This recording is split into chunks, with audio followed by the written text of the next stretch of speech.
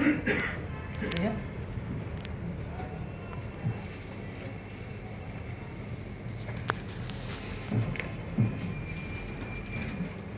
जो पाणिनि का जिक्र मैं कर रहा था कि महर्षि पाणिनि जिन्होंने अष्टाध्यायी की रचना की और इस पुस्तक को दुनिया भर के भाषाविदों ने महानतम ग्रंथों में से एक माना है। जिस जमाने में कंप्यूटर नहीं था, उस जमाने में संस्कृत व्याकरण या एक तरह से कहें कि व्याकरण की पूरी संकल्पना पर एक अद्भुत कार्य उनके द्वारा हुआ। तो स्वयं पाणिनि का अपना विचार और पाणिनि व्याख्यान माला में जो विचार रखे गए उनके आधार पर भी मैं कह सकता हूँ, मैं कहना चाहता हूँ कि ये जो हमारी भाषाएं हैं, जो भारत की जो 8वीं अनुसूची से बाहर पड़ी हुई जो भाषाएं हैं, उनके महत्व को हम किसी भी दृष्टि से कम नहीं आंक सकते। अब 8वीं अनुसूची की हम बात करना चाहते हैं कि ऐसी क्या बात है, और वो बात कहने से पहले मैं रतन शाह जी ने जो पुस्तक दी है उसी में से मैं 2 कोट कर रहा हूँ। इसी बहाने मैं थोड़ा सा राजस्थानी भी बोल लूँगा। आज के दिन मैं चाहता हूँ कि राजस्थानी में बोलूँ, तो सिर्फ भोजपुरी की भी बात मैं करूँगा क्योंकि मैं भोजपुरी वाला हूँ। तो अपने एक परिचय में इन्होंने अपने जो ये कैटलॉग है इसमें इन्होंने लिखा है। अब जानबूझ के मैं इन 2 कोटेशंस को ले रहा हूँ क्योंकि दोनों मुख्यमंत्रियों के बारे में है, राजस्थान के मुख्यमंत्रियों के बारे में। अधिवेशन राजस्थानी जयपुर में दिसंबर 2005 में सफलता के संगे संपन्न हो। अधिवेशन रो उद्घाटन करियो मुख्यमंत्री वसुंधरा राजे। पूरी कैबिनेट अधिवेशन में मौजूद ही सम्मेलन री प्रभावशालिता को अंदाजो से ही लगायो जा सके कि बी टेम के केंद्र सरकार तत्काल जागी। 4 बजे सम्मेलन शुरू होड़ो हालो हो। 3:30 बजे दिल्ली से तत्कालीन गृह राज्य मंत्री श्री प्रकाश जायसवाल घोषणा करी कि राजस्थान सरकार राजस्थानी भाषा ने संवैधानिक मान्यता देने रो सिद्धांतिक निर्णय ले लियो है। जल्दी ही संसद में विधेयक रखियो जावेगो। अलग बात है कि सरकार खाली वादा करे। एक दूसरा भी कोटेशन में दे रहा हूँ, ये भी मुख्यमंत्री किसी मुख्यमंत्री जी के ही संबंध में है।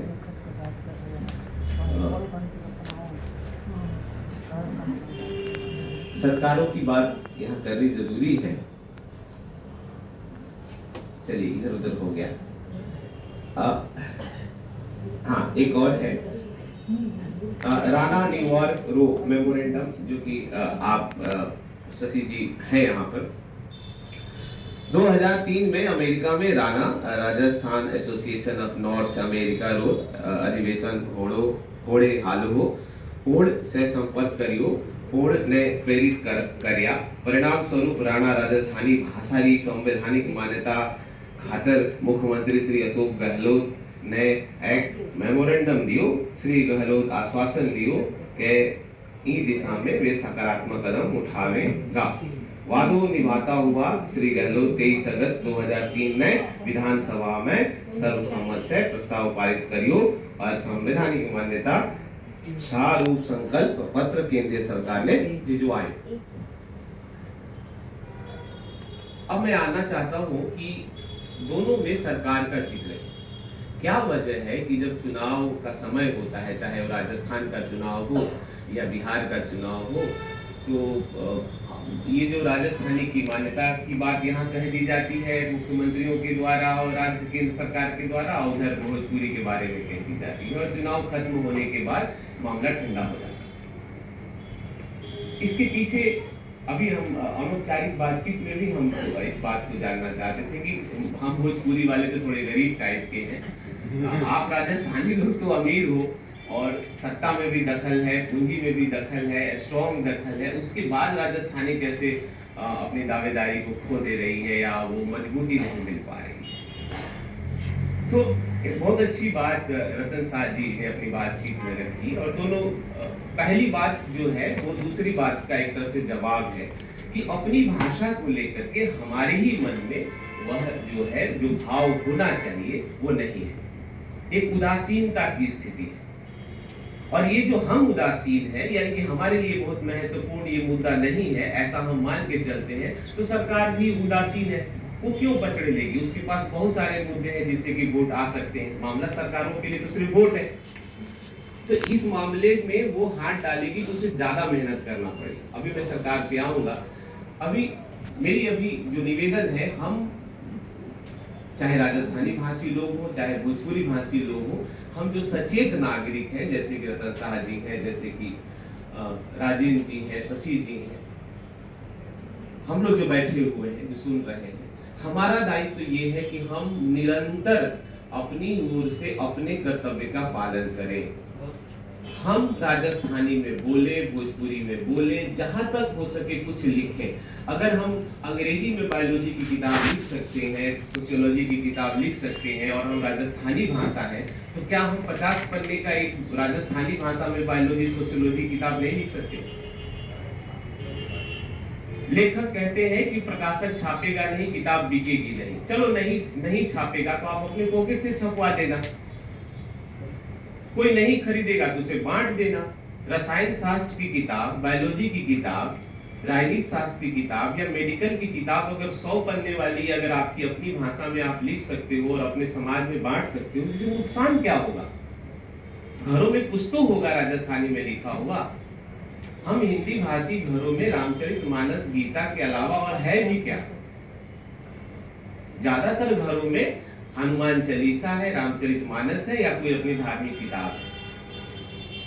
150 पन्ने की अगर कोई किताब अगर ज्ञान विज्ञान से अपनी भाषा में हो और अपने घर की अलमारी में हो, तो इससे नुकसान क्या हो? तो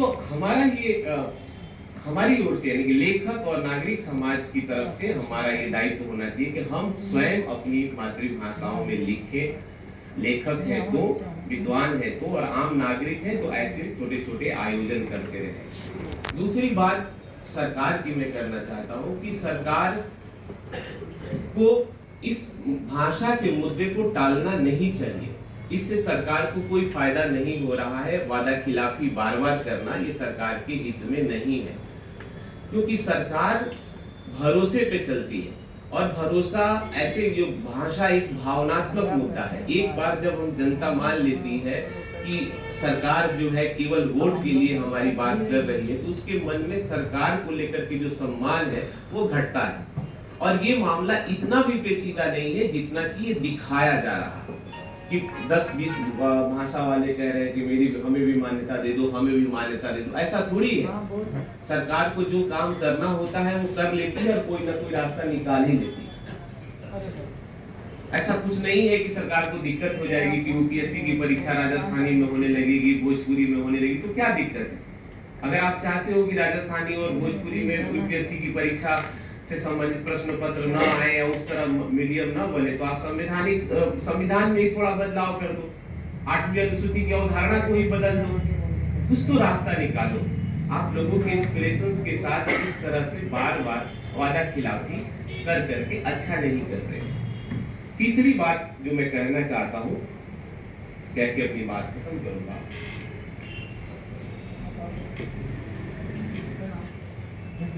एआई की। एआई की हम सब ने एआई का सुना है, सुन रहे हैं, देख रहे हैं, आर्टिफिशियल इंटेलिजेंस, और इसका लेकर के आतंक भी मचा हुआ है कि हमारी नौकरियां खा जाएगा, बेरोजगारी बढ़ जाएगी, तबाही आ जाएगी, सोशल हमारी निजता जैसी कोई चीज रहेगी नहीं। वो तो अभी भी नहीं है। हमारा आपका कुछ भी अब पर्सनल नहीं रह गया है। गूगल देवता के पास हम सबका डेटा है। इसको स्वास्थ्य संबंधी क्या समस्या है हम भले ना जानते हो, बहुराष्ट्रीय कंपनियां जान चुकी है कि हमें कौन सी स्वास्थ्य समस्या है, हम किस पॉलिटिकल पार्टी में विचार आस्था रखते हैं, किसको वोट देते हैं। हमारा पर्सनल व्यू जब बोल के कुछ है नहीं, पासवर्ड जैसी भी कोई चीज अब है नहीं। एआई से हम आतंकित क्यों हो रहे हैं, मेरा सवाल है। और हरारी साहब का भी आप चाहें तो अभी लेटेस्ट जो वीडियो जो पॉडकास्ट हुआ है निखिल कामत के साथ, हरारी जी, युवाल हरारी, उन्होंने फिर से एआई को एक बड़ा खतरा माना है और लगभग सभी बड़े चिंतक इसको खतरे के रूप में देख रहे हैं। लेकिन इसके साथ वो ये भी कह रहे हैं कि इसका हमारे पास अब कोई विकल्प भी नहीं, हम एआई को पसंद करें ना पसंद करें, अब एआई है। जैसे भूमंडलीकरण का कोई विकल्प नहीं था और बाकी बहुत सारी चीजों का कोई विकल्प नहीं है, हम उसके साथ जी रहे हैं। ग्लोबल वार्मिंग एक समस्या है तो है, हमको स्वीकारना हो। भाषाओं के संदर्भ में कहना चाहता हूं कि यह एक वरदान हो सकता है अगर हम पॉजिटिव एंगल से देखें तो। जैसा कि मैंने कहा कि राजस्थानी में, भोजपुरी में या अन्य जो 200 और भाषाओं को मैं जोड़ दूं, मैं और 20 नहीं 200 भाषाएं कह रहा हूं। जिस भाषा को बोलने वालों की संख्या 5 से 10 हजार भी है, अगर उनकी भाषाओं को भी जोड़ दे तो 200 और भाषाएं हैं जिनके अपने एक्सप्रेशन से उनकी अपनी आइडेंटिटी है। तो क्या उन 200 भाषाओं में ज्ञान विज्ञान की रचना भरपूर तरीके से नहीं की जा सकती है? और उसमें जो सरकार खर्चे की बात कहती है तो वो खर्चा एआई के माध्यम से बहुत ही कम हो जाएगा। एआई बहुत ही कम श्रम के साथ, बहुत ही कम त्रुटि के साथ वह चीजों का सही अनुवाद कर ले रहा है, सार प्रस्तुत कर दे रहा है। तो अगर सरकार और जो नागरिक समाज जो है, अगर निर्णय लेता है तो वह बहुत सारी सामग्रियों को, अपनी जो भाषाएं हैं, जो उपेक्षित भाषाएं, वंचित भाषाएं हैं, उनमें सामग्री को ला सकता है। इसमें एआई हमारी मदद कर सकता है। और जिस हम नॉलेज बेस्ड सोसाइटी की बात कर रहे हैं, ज्ञान आधारित समाज की बात कर रहे हैं, उस समाज की परिकल्पना भी साकार हो सकती है। भाषा का जो विवाद आए दिन आप देखेंगे कि चाहे वो कर्नाटक का न्यूज़पेपर हो, चाहे तमिलनाडु हो, चाहे पश्चिम बंगाल हो, किसी न किसी रूप में भाषा क्षेत्रीयता वाली भावना जगाई जाती है कि एक बहुत बड़ा मसला है, हिंदी थोपी जा रही है या अंग्रेजी थोपी जा रही है। ये थोपा थोपी वाली पूरी जो भय है, ये ही निर्मूल हो चुका है। बस इस एंगल को, भाषा वाले जो एंगल को और एआई वाले एंगल को थोड़ा नए एंगल से, नई दृष्टि से देखना है। एक संस्था है मैसूर में, भारतीय भाषा संस्थान मैसूर, वहां मैंने 4 साल काम किया। प्रेसिडेंसी यूनिवर्सिटी में आने से पहले मैं वहीं पर था। वहां पर 8वीं अनुसूची में शामिल और इससे जो बाहर है उन भाषाओं के ऊपर भी बहुत काम हुआ। उस 70 के दशक में वो त्रिभाषा फार्मूला जब लाया गया तो उस संस्था की स्थापना की गई। अब मैं यहाँ निवेदन कर दूं, आगे मैं भूल न जाऊं, मैं चाहूंगा कि अब सरकार को त्रिभाषा नहीं, अब 4 भाषा फार्मूला पर नए सिरे से विचार करना चाहिए। जैसे कि मैं मान लीजिए कि राजस्थानी के संबंध में कहें तो हम राजस्थानी पहले नंबर पर हो, टेक्स्ट बुक राजस्थानी भाषा में हो। 5 जो नई शिक्षा नीति है उसमें कहा गया है कि कम से कम 8वीं तक नहीं तो 5वीं तक मातृभाषा में हो। तो राजस्थानी भाषा में, भोजपुरी भाषा में 8वीं तक की पढ़ाई के लिए सामग्री की कमी नहीं होनी चाहिए, इतना सामग्री तैयार हो जाना चाहिए। उसमें हम नागरिक समाज भी आगे आए, एआई का भी सहारा ले और सरकार भी उसका सपोर्ट करे। तो ये जो भारतीय भाषा संस्थान है, जो 4 भाषा फार्मूला जो मैं कह रहा था, 4 भाषा फार्मूला, उसमें एक राजस्थानी होगी, एक हिंदी होगी, आप चाहे एक अंग्रेजी रख लीजिए। और जो दूसरे भाषाएं हैं जैसे कि बंगाल है, तो बंगाल में भी बांग्ला के अलावा भी भाषाएं हैं जो अपनी आइडेंटिटी के लिए आवाज उठाती हैं। तो 4 भाषाओं का सिलेबस, 4 भाषाओं का कंटेंट हमारे पास रहना चाहिए, हर राज्य के पास। और ये बहुत कठिन, बहुत ऐसा कुछ नहीं है जिसमें बहुत ज्यादा रिसोर्स की जरूरत है, बस हमें थोड़ा सचेत होकर के इसमें काम, और इसके लिए संस्था ऑलरेडी है। भारतीय भाषा संस्थान मैसूर जैसी संस्था है और वो संस्था आज एक तरह से खत्म होने की कगार पर है। मैं दुख के साथ ये बात कह रहा हूँ। उस संस्था में एक जमाने में जहां 300 से अधिक प्रोफेसर काम करते थे, आज वहां मात्र 15 प्रोफेसर है। टीचिंग स्टाफ लगभग ताला बंद होने वाली स्थिति। तो एक तरफ ये सरकार कहती है कि हम मातृभाषा में शिक्षा को प्रोत्साहन दे रहे हैं, और दूसरी तरफ एक संस्था जो बनी हुई है और शानदार काम कर रही थी, उस संस्था के ऊपर उसका कोई ध्यान नहीं, उसका बजट हर साल कटता जा रहा है। जब मैं था तभी डर होने लगा था कि अगली बार हमारा जो जॉब है वो कंटिन्यू होगा कि नहीं होगा, कॉन्ट्रैक्चुअल पोजीशन से। तो भाषा, फिर बाद में कहा गया कि भारतीय भाषा संस्थान को हम इसको भारतीय भाषा विश्वविद्यालय बना देंगे और इसका और विकास करेंगे। ये सरकार मास्टर है बात बनाने में, तो वो भाषा संस्थान जो अपना जो उसका जो मूल स्वरूप है वो तो कमजोर है ही है। विश्वविद्यालय क्या बनाएगी? 8 साल हो गया, अभी तक मैंने उसके बारे में कहीं कोई चर्चा संसद से लेकर के प्रधानमंत्री के भाषण तक नहीं सुना। मन ही मन हम सब लोग मान चुके हैं कि अंग्रेजी का कोई विकल्प है नहीं, सच्चाई ये है। और हमको दूसरी भाषा अंग्रेजी के अलावा, हम तो नहीं पढ़ पाए अंग्रेजी क्योंकि हमारे माता पिता नहीं पढ़ाने की स्थिति में थे, लेकिन हम अपने बच्चे को अंग्रेजी के अलावा और किसी भाषा में आगे बढ़ता हुआ देखने का भरोसा रखते ही नहीं। यह भाव अपने भीतर से हमें हटाना होगा। अंग्रेजी का वर्चस्व हमारे दिमाग पे बैठा हुआ है, हमारे दिल में बैठा हुआ है। इसलिए हम, जो आपने उदासीनता की बात की, हम इसलिए उदासीन क्योंकि हमारा मन ही नहीं मानता है कि अंग्रेजी के बिना हमारा काम होगा, हमारे बच्चे को इज्जत मिलेगी। और हमारे देश की जो शिक्षा नीति है वो भी यहाँ पर कंफ्यूज्ड है, पूरी तरह से कंफ्यूज्ड है। एक गार्जियन होने के नाते आप समझ ही नहीं पाते हो कि आपको अपने बच्चे को क्या पढ़ाना है और कितना पढ़ाना है। ना सिलेबस इस बात को लेकर के स्पष्ट है, ना हमारी शिक्षा नीति इस बात को लेकर के स्पष्ट है। तो एक बच्चा भी कंफ्यूज है। अगर वो मान लीजिए कि मातृभाषा की बात करता है तो स्कूल उसको पनिशमेंट करता है, उसके आसपास के वातावरण में उसको सराहना नहीं मिलती है। तो यह एक राष्ट्रीय बहस का विषय होना चाहिए। 4 भाषा फार्मूला और सभी भारतीय भाषाओं को समान सम्मान। हमारे बीच जयप्रकाश सेठिया जी हैं। सेठिया जी की जो जिस गीत को गाया गया, कन्हैयालाल सेठिया जी के गीत को, मैं उसकी लोकप्रियता देखा।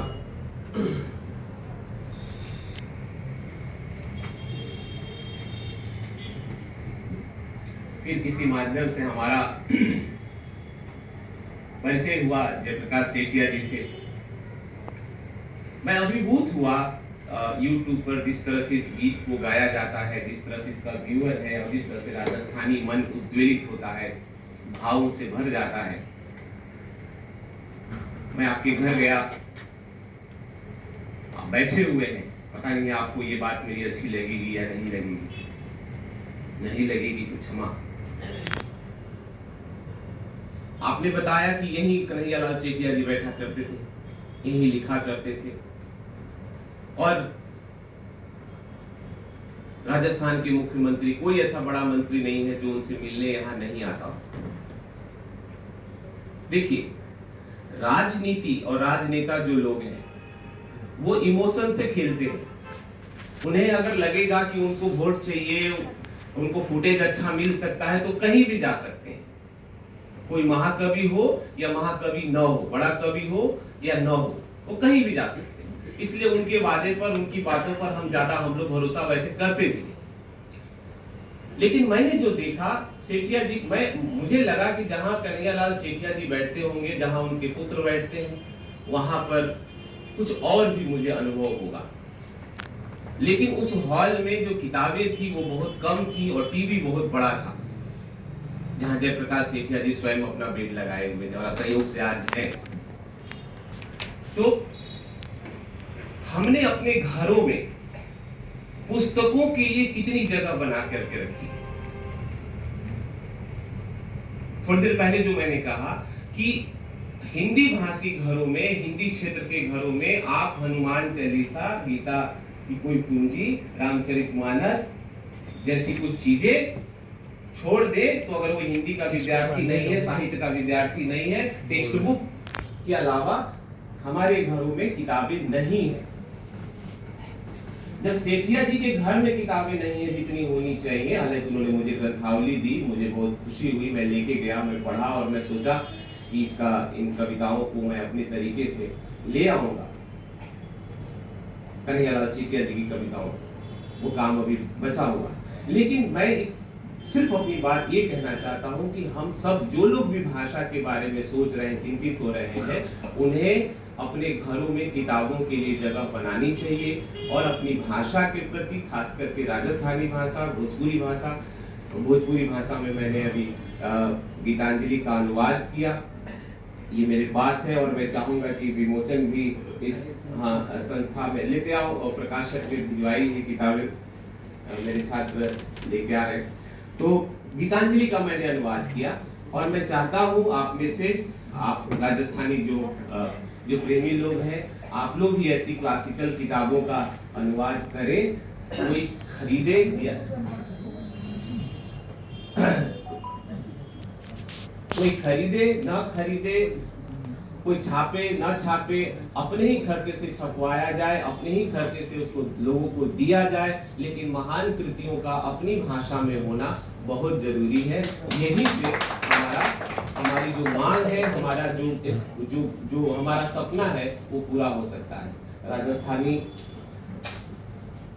प्रचारणी सभा और तमाम अन्य जो संगठन है, उन सबके सहयोग से जो आयोजन हुआ और मुझे बुलाया गया, मैं हृदय से बहुत बहुत आभारी हूँ और आप सबके प्रति मेरा पुनः नमस्कार है, आभार है।